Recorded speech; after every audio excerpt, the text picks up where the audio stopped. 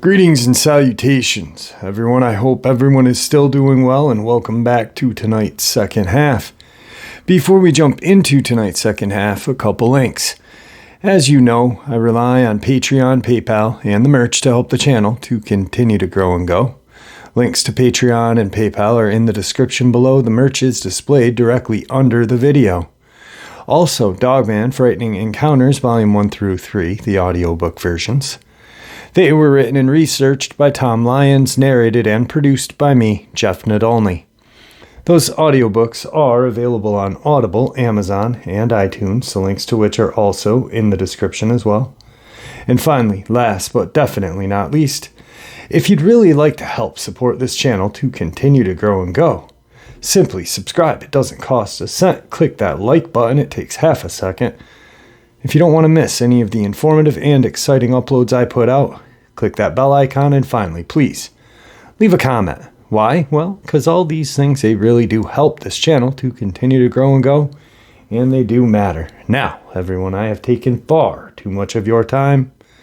Let's get on with tonight's second half, shall we? Today's first encounter is a subscriber Dogman encounter. Hey Jeff, I have a follow-up to my encounter you narrated a couple of months ago.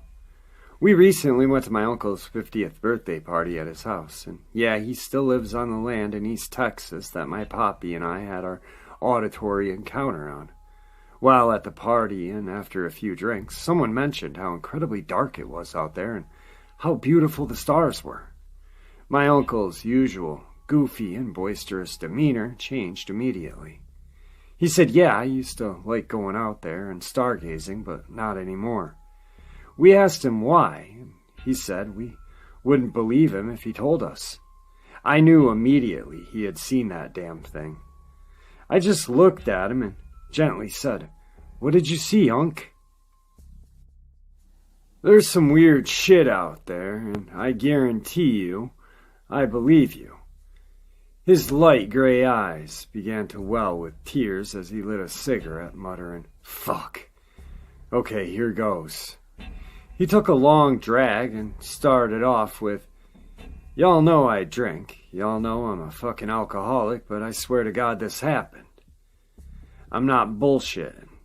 I may get drunk enough to call a bearded officer ma'am, but never, ever have I been so pissed drunk to hallucinate shit like this. Plus, I have proof. This happened, okay?" We all reassured him he was safe to tell us what happened. At the time, my dad piped up and said, "Brother, I remember you calling me when this happened. I know you're not lying." My uncle smiled a soft smile, took a drag off his cigarette, and said, "Thanks, brother." He shook the tears off his face and said, "Okay. So y'all know when I get hammered, I like to lie in my truck cab, listening to the radio and stargazing, right?" We all nodded. He continues, "One night about, 10 years ago now, I was out there, laid up with my feet on the door panel against the driver's side, my head against the passenger side, cocked back just looking at the stars. It was just so damn beautiful." He paused, and I noticed he was visibly shaking.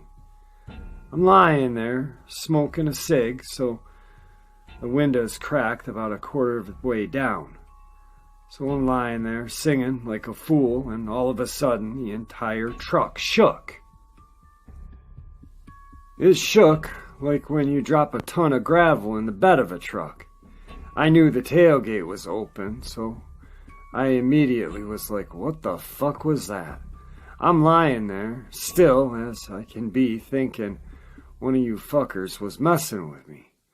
No sooner that crossed my mind, something jumped on 2 feet upon the cab truck. You hear me? 2 feet. So now I'm freaking the fuck out, and I don't know why. I'm sweating, shaking, and it was like every last ounce of goodness in the world was sucked right out, and all that was left was despair and pure terror. As my mind was trying to figure this shit out, I realized it's gotten dark in the truck. There was no moon, no stars, nothing. He pauses and tears stream down his face. He looks up and says, "It was looking right at me. The fucking thing was on top of the truck, leaned over, looking in the window at me." I pissed myself. I've been drinking all my life, and never, ever have I sobered up that fast. It was growling at me. I could feel it. My whole body shook as this thing leaned in closer and growled again. I could see spit dripping off its teeth, and it had red eyes. The most soulless, God-forsaken red eyes. It was a demon. I'm telling you, it was a fucking demon that showed up in the shape of a werewolf. There, I said it. It was a goddamn werewolf. He began to sob, and my dad put his arm around his little brother, hugging him and telling him it was okay. "You're safe, brother."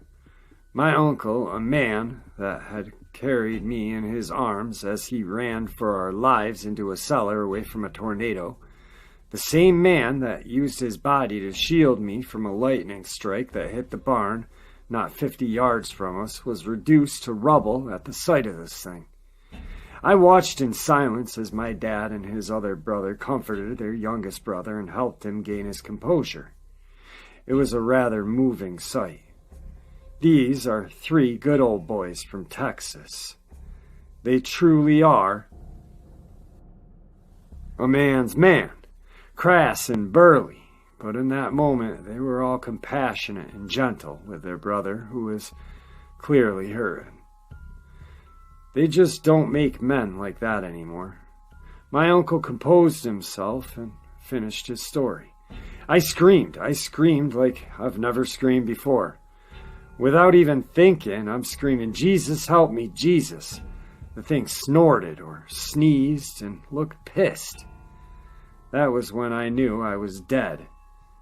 I had a 12 gauge in the floorboard, so I desperately searching for it with my right hand.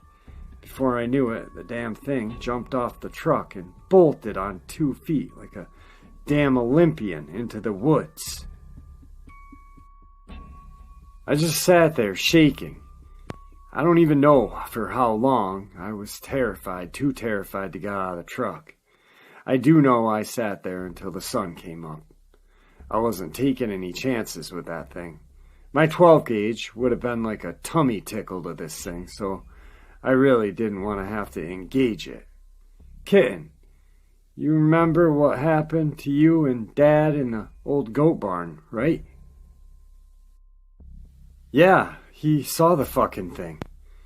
He's seen it many times, which is why he was always walking the fence line at night and would lose his mind if you or your brother was outside at night.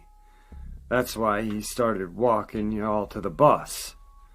One of the last things Dad told me before he died was, "Make sure them things don't get the babies." Points at my brother and myself, and then to my grown cousins. It has taken 22 years for me to have confirmation, but I now know without a doubt my granddad, dad, and uncles weren't messing around in the barn for fun.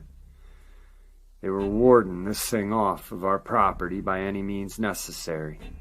My poppy died in 2000, leaving us with a gaping hole in our heart and 1 man down on the surveillance team. Shortly after that, all of us moved off the property except my uncle and his wife. He says to this day he knows when that thing is around because even the wind goes silent. He won't leave his house, no matter what. When that happens, and frankly, I don't blame him. I don't know what these things are, but I agree with my uncle. They are demons in the flesh. This encounter scared my uncle, but it also rooted his faith in Christ again because he knows what the face of pure evil now looks like.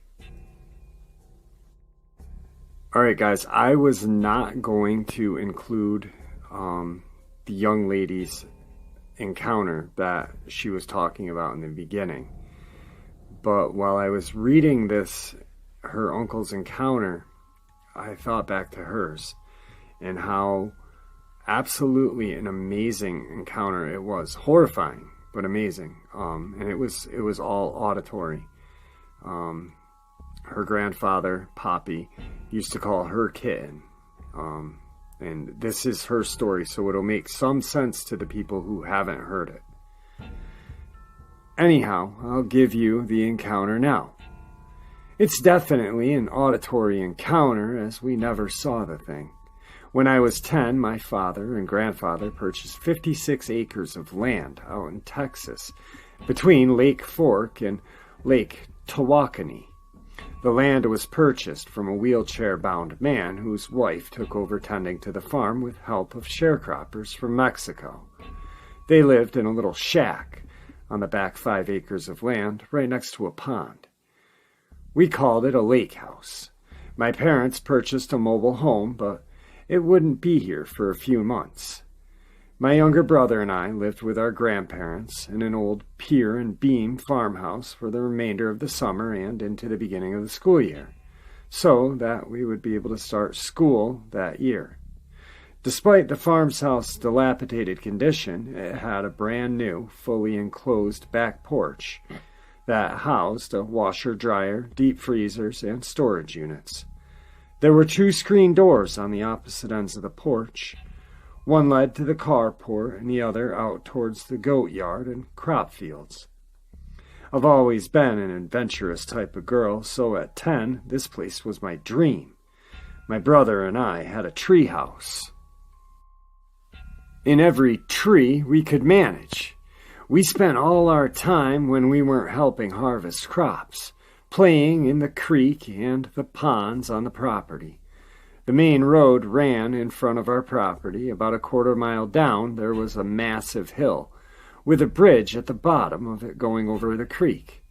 Once you came up the other side of that hill, there was a sharp 90-degree curve that led you back out to the main highway. This was a gravel road, I should mention. At first, we liked to walk down the road and play in the creek. But then we started to notice how eerily quiet it was down there. And there was a feeling of being watched, and it was overwhelming. As the summer grew to a close and the sharecroppers moved off the land, the son of the sharecroppers told my brother and I about a young girl who was found slaughtered in the creek just a few weeks before my family purchased the farm. Her murderer was never found. That left us with an even more uneasy feeling. We began to notice how eerily silent and the feeling of being watched was happening down at the lake house, which is the shack on the pond that the sharecroppers used to live in. Actually, the feeling of being watched seemed to happen any time we were without adult supervision. One night, the goats and the chickens were making an awful ruckus. My grandpa had been told by some of the other local farmers that there was a massive cat snagging livestock from their herds. He immediately grabbed his .22 and told me to grab a flashlight. I obeyed, and we were out the door. Once we had cleared both gates that led out into the goat yard, things were silent, except for the sounds of the creaking floorboards of the hayloft above the goat barn. We could hear something huge walking around above our heads as we were approaching the barn. I think my grandfather felt the same feeling of dread that I did the closer we got. My grandfather leveled his weapon, and immediately there was a blood-curdling growl, howl, scream that came reverberating through our chests. I was frozen in place. My 10-year-old brain couldn't comprehend what we had just heard. My next memory is of my grandfather screaming at me in a tone of voice I had never heard before nor after this occasion. "Run, Kitten! Run! Run, Kitten!" Kitten was my nickname my grandparents called me. We both ran the 70 yards, jumped over the 2 gates back to the house in what felt like a lifetime. My grandfather would never tell me what he saw, but from that moment until he died 6 years later, he never wanted us to go outside alone at night. Like I said, we never saw the thing, but the feeling and the sound we got from this thing was otherworldly. We lost a few goats that year and began keeping the mama and the babies on the enclosed back porch for the first few weeks of their life in effort to keep them safe. Tonight's second encounter is a couple of encounters that I found that have something to do with the land between the lakes. Now, we all know what the land between the lakes are synonymous for, but this puts a little spin on things, makes it a little bit different. Anyway, here goes. The first incident was related by one gentleman who told me that when he was in high school, he would hang out at an old ice cream shop that used to be just east of Lake Berkeley Bridge.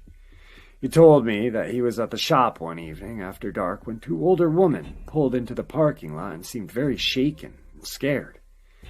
Being a small town and wanting to offer help if they needed it, he asked if they were okay. At first, they were reluctant to tell him what had happened, but eventually they related the events that had happened on their way back from Murray, Kentucky. They were heading through the land between the lakes and were nearing the overpass that goes over the Trace. They were talking and were just about to go over the overpass when something was in the middle of their lane. At first, they couldn't see it clearly. But as they got closer, they could see that it was a devil creature with wings and horns and red skin. They also related that this being had a pitchfork in its hand. By the time they got close enough to see it and determine what it was, they were right on top of it and about to hit it. The one lady related that they drove right through it and it disappeared. This event had scared these two old ladies, and they decided that stopping at an ice cream shop would be safe for them, and would give them a few minutes to calm their nerves. They waited a while and left on their way home. During the time of the second event, there were stirrings and tales related concerning a red-skinned winged creature that would swoop at passing cars on a particular stretch of road in the country. There was a gentleman who was heading home from work one evening and was approaching this stretch of road and had no idea that something scary was about to take place. As he came around the bend in the road and started to ascend a hill, there was a winged creature that swooped down at his vehicle. No doubt the man was scared and probably swerved to avoid the collision with the being as it flew across the hood of his vehicle. After it made its pass, he continued to drive home, where he recounted the story to his family. News of the event spread quickly within the community, and a group of men went back to the location in an attempt to hunt the creature down and kill it. Upon their arrival, there was no sign of the creature. Today's third encounter brings us to Lawrence County, Indiana, October of 1981. This sighting occurred in October of 1981. I had just been discharged from the Marine Corps. I was 21 years old at the time. I've lived in this area of Indiana all my life. I'm an avid hunter and outdoorsman with much experience. I'm a raccoon hunter. Also, I've been hunting at night by myself many times.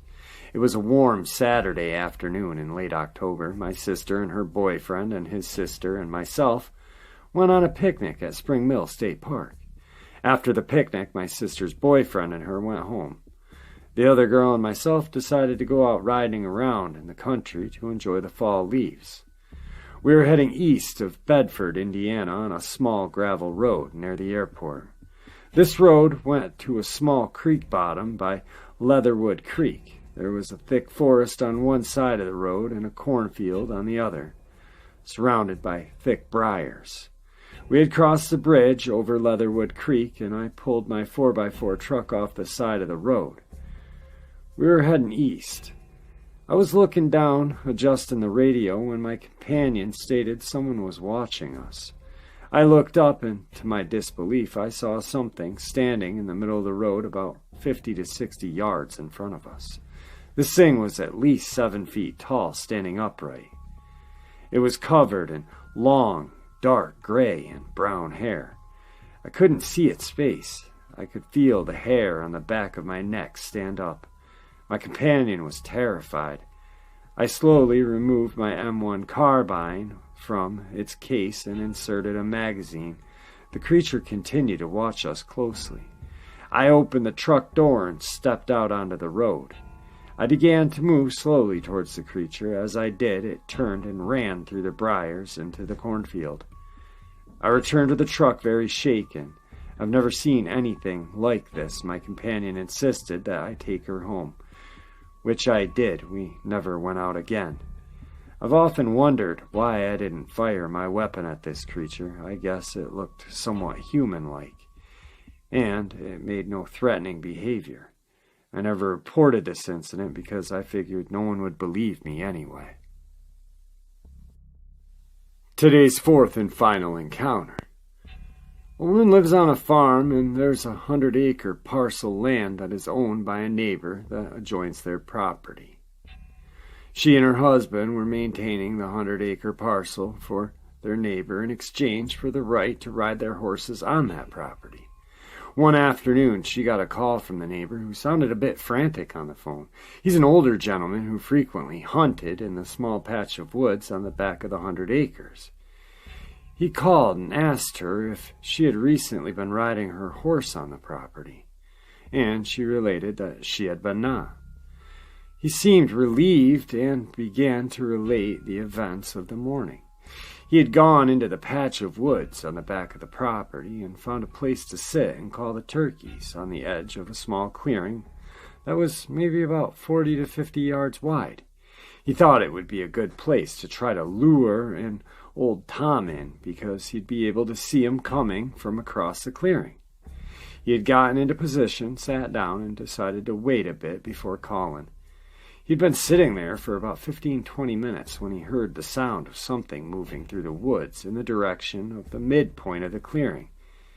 He related that at first glance it looked like a bear down on all fours, walking into the clearing. He said it walked up maybe 15 yards into the clearing and stood up like a man. It looked around for a few seconds before it walked across the clearing on two legs and into the woods. The man left the woods soon after, and it went out of sight. He felt the need to warn her about his sighting of this creature. He suggested that she not ride in that area for a while. He didn't know what it was, but he was sure it wasn't a bear. He related that it walked like a man as it moved across the clearing, and that it shook him pretty bad because he didn't know what it was. When asked whether or not she had noticed anything out of the ordinary on their farm, and initially she said no. She then related that she was riding her horse on the back of the property one day, and there was nobody else on the property. She was coming up the hill, and out of nowhere, something large hit her in the back. Based on her reaction, I gather that the impact hurt, and she was also upset about mud getting all over her jacket. She related that she looked and could see it was a large softball-sized mud ball that had hit her right in the middle of the back. She said she looked around and tried to see who had thrown it at her, and was going to give him a piece of her mind. There was nobody there that she could see. All right, everyone, I hope you all enjoyed tonight's horrific subscriber-submitted experiences. Guys, I truly appreciate all the support. Thank you so much. Please stay safe, happy, and healthy, and God bless you all.